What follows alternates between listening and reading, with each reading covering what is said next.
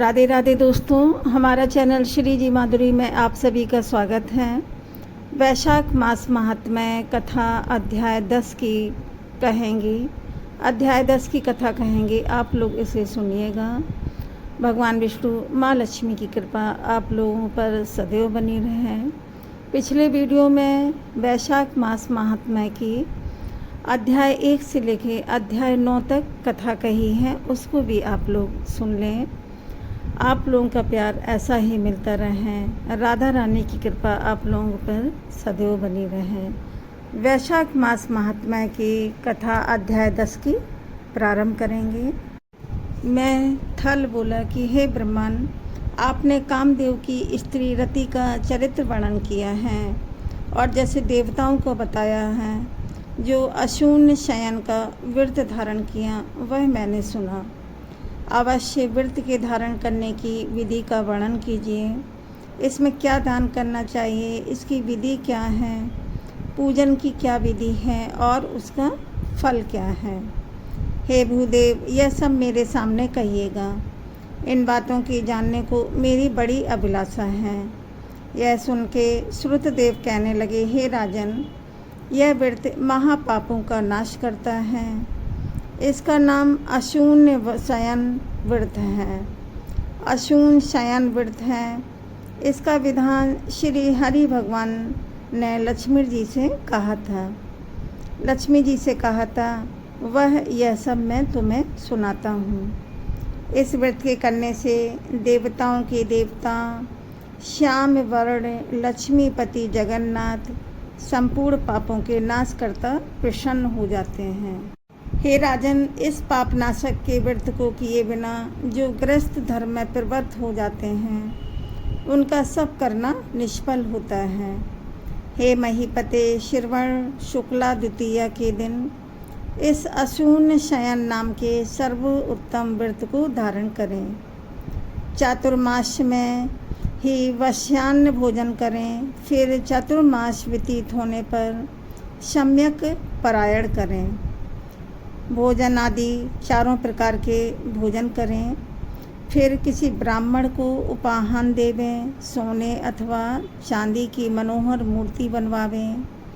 पीताम्बर धारण कराएं। सुंदर वनमाला से सजाएं तथा सफ़ेद पुष्प सुगंधित द्रव्यों से पुरुषोत्तम भगवान का पूजन करें। तत्पश्चात ब्राह्मणों को शैया दान दें, वस्त्र दान दें, ब्राह्मण भोजन करावें। ब्राह्मण और ब्राह्मणी दोनों को संग में भोजन करावें, दक्षिणा दें, पूजन करें। ऐसे नित्य प्रति 4 मास तक जनार्दन भगवान का पूजन करता रहे। फिर मार्गशीर्ष आदि मासों में पूर्ववत हरि भगवान का पूजन करें। रक्तवर्ण हरि भगवान का रुक्मणी सहित ध्यान करें। ऐसे ही चैत्र मास से 4 मास तक हरि भगवान का पूजन करता रहें। भूमि पर आसन बिछाकर भक्ति से हरि भगवान का पूजन करें। जिनकी सनकादि ऋषिगण स्तुति करते हैं और पापनाशक व्रत है।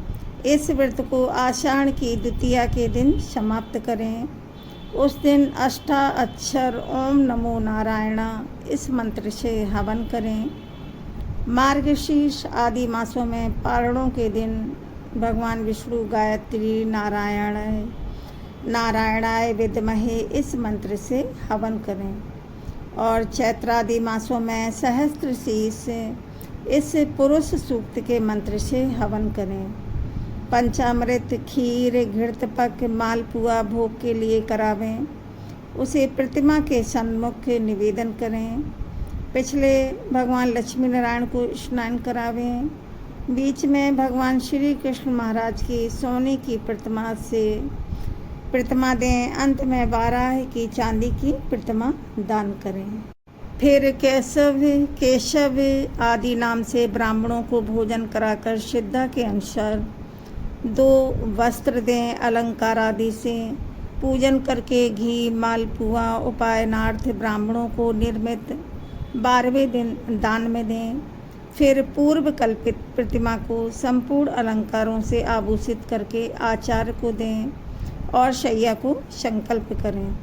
उसके ऊपर लक्ष्मी नारायण का विधिवत पूजन करें।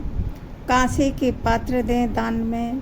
फिर अपूर्व वस्त्र अलंकार और दक्षिणा सहित किसी उत्तम वैष्णव और कुटुंबी ब्राह्मण को दान दें। ब्राह्मण की विधिवत पूजा करें और ब्राह्मण भोजन करावें। दान मंत्र लक्ष्म्या अशुम्न शयनम यथा तब जनार्दन, हे जनार्दन, जैसे आपकी सैया लक्ष्मी से अशून्य है, वैसे ही हे केशव, इस सैयादान से मेरी भी सैया अशून्य हो। इस प्रकार भगवान की प्रार्थना करके आप भोजन करें। पुरुष, सौभाग्यवती स्त्री अथवा विधवा अशून्य शयन के निमित्त इस व्रत को धारण करें। हे राजन, इस अशून्य शयन व्रत विस्तार पूर्वक मैंने तेरे सामने वर्णन किया। इसे करने से भगवान जगन्नाथ जी प्रसन्न होते हैं। ऐसे भगवान की प्रसन्नता से देवताओं को भी दुर्लभ कार्यों की प्राप्ति होती है और अनेक प्रजाओं की वृद्धि होती है। इस कारण से जैसे बने यह व्रत करना चाहिए। जो मनुष्य विष्णु धाम में जाने की इच्छा करता है उसको इस व्रत को अवश्य करना चाहिए। और यह सब अब वर्णन हो गया। अब तुझे क्या सुनने की इच्छा है वह बताओ। यह सुनकर राजा ने फिर श्रुतदेव से पूछा, हे महाराज, वैशाख में छत्र दान करने का क्या महात्म्य है, यह भी मुझे विस्तार पूर्वक बताइए। क्योंकि वैशाख मास के कर्तव्य शुभ कर्मों को सुनने से मेरी तृप्ति नहीं होती। यशवर्धक और पुण्यवर्धक राजा के ऐसे वचन सुनकर श्रुतदेव जी महाभाग राजा से कहने लगे कि जो कोई धूप से व्याकुल महात्माओं को वैशाख में छत्र दान करे, छाता का दान करे, छत्री दान करते हैं, उनको अनंत फल मिलता है। यहाँ मैं एक प्राचीन इतिहास कहता हूँ। यह इतिहास वैशाख मास में किए छत्र दान की पुष्टि करता है। सतयुग में एक हेमकांत नाम का बंगाल का राजा था। वह कुशकेतु का पुत्र बड़ा बुद्धिमान बलवान था। वह एक दिन शिकार खेलता हुआ घने वन में चला गया। वहाँ अनेक प्रकार से मृग और शूकरों को मारता हुआ बहुत थक गया तो दोपहर को मुनियों के आश्रम में पहुँचा। उस समय सतर्षि नामक ऋषि व्रत में मग्न समाधि लगाए ध्यान कर रहे थे। उनको यह भी मालूम नहीं हुआ कि आश्रम में कौन है। अतः ऋषि ने राजा का उठकर सम्मान नहीं किया, ज्यों कि त्यों निश्चल बैठे रहे। यह देख राजा क्रोध करके उन्हें मारने को उद्यत हुआ। तब ऋषि के 10 सहस्त्र शिष्यों ने उसे रोका और कहा कि हे दुर्बुद्धे, सुनो, हमारे गुरु समाधिस्थ हैं। वो समाधि में बैठे हुए हैं। उनको यह भी नहीं मालूम है कि बाहर क्या हो रहा है। तू क्रोध करने योग्य नहीं है। जब शिष्यों ने यह कहा तब क्रोध में बेहल होकर कहने लगा, हे ब्राह्मणों, मैं थक गया हूँ, तुम ही मेरा अतिथि सत्कार करो। राजा के वचन सुनकर शिष्य बोले, हम भिक्षुक बिना गुरु की आज्ञा की क्या करें? हम तो गुरु के अधीन हैं। क्या अतिथि करें, क्या आतिथ्य करें? शिष्यों के ऐसे प्रत्युत्तर सुनकर राजा ने उन्हें मारने के लिए धनुष उठा लिया। बोला, मैंने तुम्हारी दस्यु और पशुओं से अनेक बार रक्षा की है। मुझसे ही तो तुमने प्रतिग्रह लिया है और मुझे ही शिक्षा देते हो। ये महाकृतज्ञ अपने को बहुत बड़ा मानते हुए भूल गए हैं। ये बड़े आतताई हैं, इनको मानने में कुछ दोष नहीं है। इस प्रकार अत्यंत क्रोध करके धनुष से बाढ़ छोड़ने लगा तो वे भागने लगे। उन्हें रोककर राजा ने उनमें से 3 शिष्य मार डाले तो डर के मारे शेष सभी शिष्य आश्रम छोड़कर भाग गए। जब सब शिष्य भाग गए तब आश्रम में रखी हुई वस्तुओं को पाप बुद्धि से सैनिकों ने उन सब वस्तुओं को ले लिया और सबने खूब भोजन किया। इसमें राजा का भी अनुमोदन था। फिर सायंकाल के समय राजा सब सेना को संग लेकर पुरी में आया। तब कुशकेतु ने अपने बेटे के दुष्ट व्यवहार को सुनकर बेटे की बहुत निंदा करके उसे पुरी से बाहर निकाल दिया। हे राजन, क्षमाहीन पुरुष देश के शासन के योग्य नहीं होता है। जब पिता ने उसे त्याग दिया तब राजा हेमकांत व्याकुल होकर गहन वन में चला गया, जहाँ उसे उन ब्राह्मणों की हत्या सताने लगी। उस गहन निर्जल वन में बहुत काल पर्यंत वास करता रहा।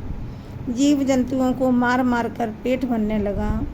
उन हत्याओं के पाप से उसकी कहीं भी स्थिति नहीं हुई। कहीं भी स्थिति नहीं हुई। तहाँ जहाँ मारा मारा फिरने लगा।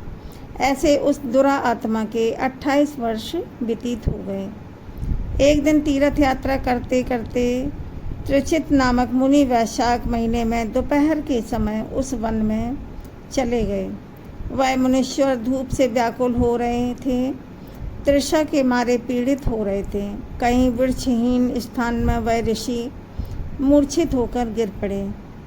देवयोग से वह हेमकांत तृतीय मुनि को देखता हुआ और राजाओं में अधर्म उसके हृदय में तृषार्थ मूर्छित और थके हुए ऋषि को देखकर दया उत्पन्न हो गई। उनके डाक के पत्तों की छतरी बनाकर धूप निवारण करने के लिए मुनीश्वर के सिर पर लगाई और अलंबुक जल दिया। इस उपचार से मुनीश्वर की मूर्छा जाती रही और चेत कर सावधान हो छतरी के दिए हुए उस पत्तों के छत्र को लेकर इंद्रियों में बल आ जाने से धीरे धीरे किसी गांव में पहुँचे।